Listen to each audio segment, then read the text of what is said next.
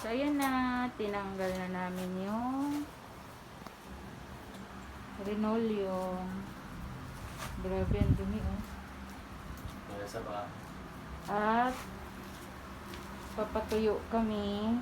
Tapos, lagay ulit ng linoleum. Ayan. So, nagpintura na rin si third.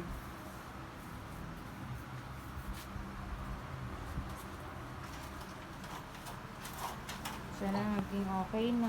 Yung pambal doon sa taas. Kalat, oh.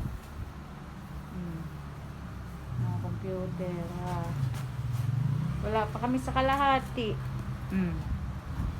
Pagkatapos dito, pag natuyo to, yun naman ang buksan namin. Yung linoleum na yan. Pinasok ng bahay. So, dito pa kami ngayon.